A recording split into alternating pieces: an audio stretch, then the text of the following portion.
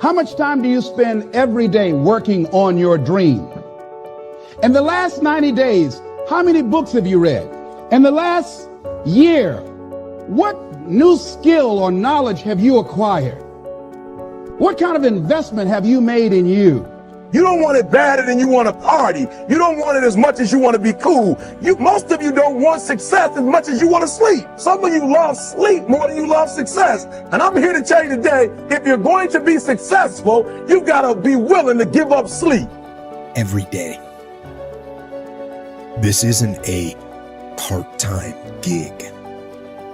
This isn't punch the clock and go home for the day. You don't get weekends off. No. Here, there's no such thing as a weekend. This is an everyday gig. Every day is a Monday. You're either committed or you aren't. You're either willing to do everything it takes, whatever that might be, or you aren't. You either are willing to go through hell and high water and fire and brimstone to get to your goals, or you aren't. This is the time for you to go into warrior mode. The dreams that you have are not going to fall into your lap. We all want that. We all want the easy route. We all want it to happen fast. But the truth is that you've got to be willing to fight for what you want. And sometimes the person that you have to check is yourself. It doesn't matter what you don't have now because you can go get it.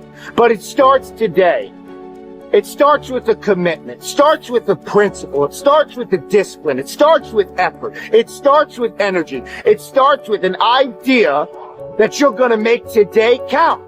Develop yourself, weaponize yourself, teach yourself to be so good at something that is necessary to serve in the area of your dream that now you're never even thinking about your comfort zone. Whatever you resist persists, but if you ask the right question, not why is this happening, but what is this here to teach me? What is this here to teach me? It puts you in the place and space to get the lesson you need. The things that you went through getting there give you the tenacity to stay there. The fight is your friend. To work on yourself daily. Work on the way you look at the world around you. Look at solutions rather than focusing on all the problems. Don't listen to its lies about what might happen if you try that new thing, and just try it. You do this and you are constantly getting stronger than that enemy within. And I may make a mistake, but I own it radically, emphatically. I don't play the blame game. If I was wrong, I claim it and I move forward.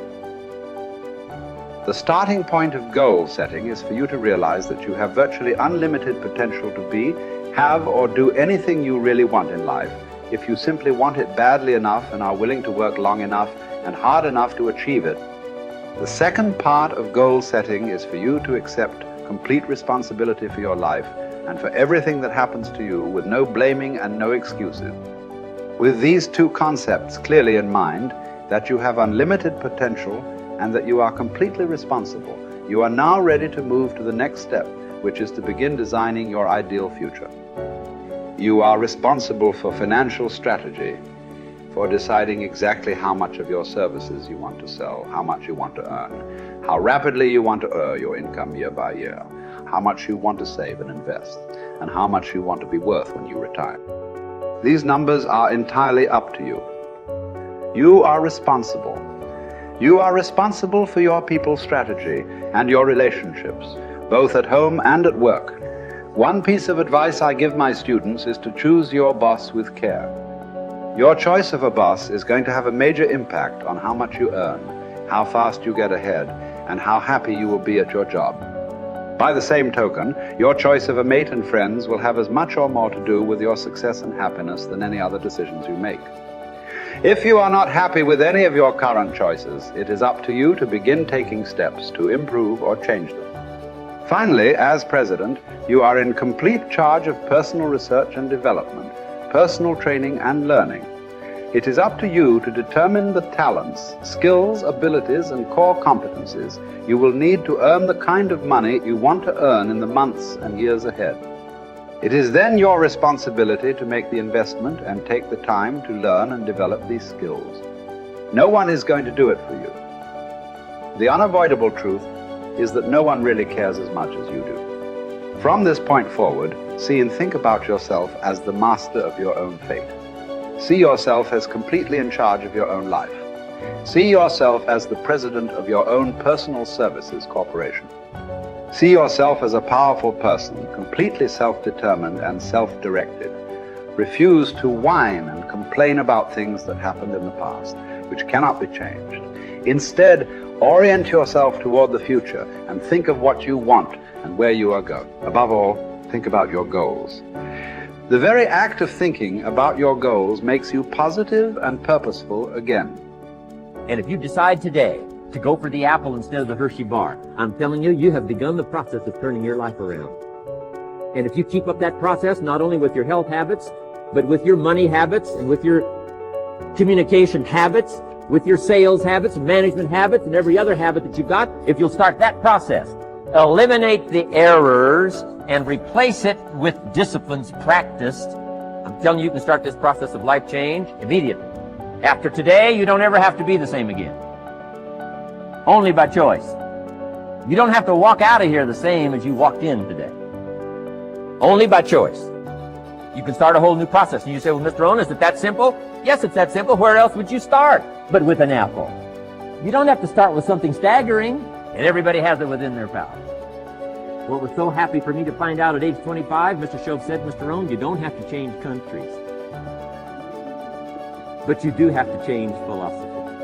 And if you'll change philosophy, not country, you can turn around your income, you can turn around your bank account, you can turn around your skills, you can become capable, powerful, sophisticated, healthy, influential, all the other equities that you could possibly want out of your life, using the only stuff there is and not trying to change any of this stuff. Appreciate all of this stuff with all of its ups and downs, with all of its mystery of why it works and sometimes it doesn't work. Don't challenge this. You don't have to ask for another planet. You don't have to ask for another country. Just ask for another book. Ask for another seminar. Ask for another idea. And you can start this whole process of personal life change. You want to stand out from everyone else. You want to do something more than other people think is possible. You literally want to stand outside the norm. And if that's the case for you, then understand that, as Albert Einstein said, only one who devotes himself to a cause with his whole strength and soul can be a true master. For this reason, mastery demands all of a person. If you want to get great, if you really want to make a skill set your own, if you want to be able to do something, and at the end of the day, if you want to transform the world, if you want to make grand changes, if you want to do all of that all the empty words that people spout all the time, let me tell you, the only thing that's going to separate you from all the other blowhards who are just talking words and will never do anything is to give yourself over completely, to let that obsession, let that thing that you love completely consume you. And in that, your only chance to really become great lies. You know, if you want to have a fully charged life, you have to start looking forward to things again. You have to get excited about tomorrow again. You have to see your life developing again. You have to set yourself on the path where you're step by step progressing every single day, so you know tomorrow's going to be better than it was today. That you know tomorrow you're going to become more of who you know you can become. That you know tomorrow by your simple choices, by your simple sets of disciplines and habits, that you're going to evolve into your highest self. And that is the path of the charged life. This constant engagement with the best within us, of pushing ourselves, but with that purpose and that progress of hoping to become our highest selves. And when you live in that place and you sense that every single day, that's the magic. That's what life should feel like. That's what I think we all deserve. And maybe we ought to start aiming and challenging ourselves just a little bit more to get there.